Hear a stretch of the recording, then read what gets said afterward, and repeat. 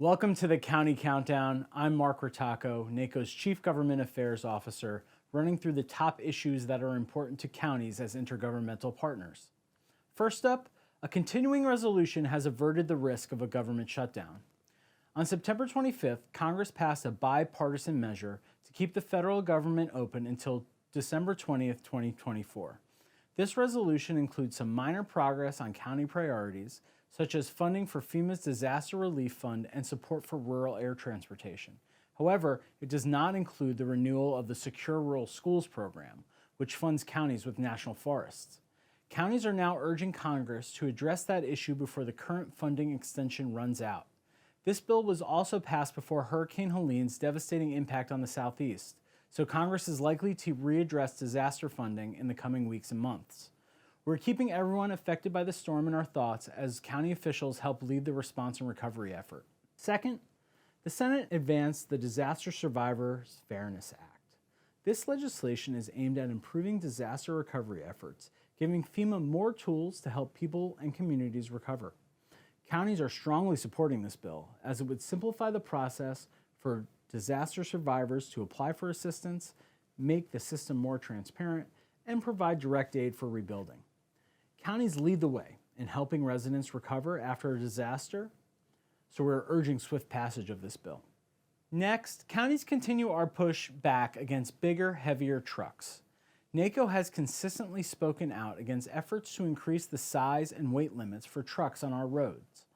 Larger, heavier trucks would cause more damage to local roads and bridges, which are already costly to maintain. Counties own nearly half of all public roads and 1 in 4 bridges, and increased wear and tear from bigger trucks would be challenging without additional federal support.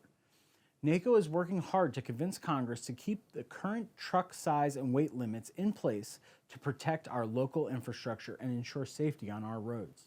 Next up, interest relief for counties with disaster-related loans. In mid-September, the U.S. House Transportation and Infrastructure Committee advanced a slate of bills that address disaster relief, fire management, and extreme weather response.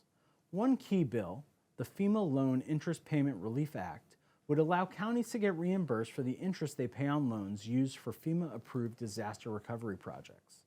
By covering these interest costs, it would reduce the financial strain on counties and help speed up recovery efforts after a disaster. And finally, election observers to monitor this November's elections. Congress has renewed the Congressional Election Observer Program ahead of the November 2024 elections. This program trains congressional staff to monitor elections in close races. Observers are allowed to watch election processes like ballot counting and storage, but are not allowed to interfere in any way. Counties still have control over their polling places and can remove observers who break the rules. This program has been around for years, and its goal is to build trust and ensure transparency in tight congressional races. NACo is using this program as an opportunity to continue to educate our federal partners about the county role in elections.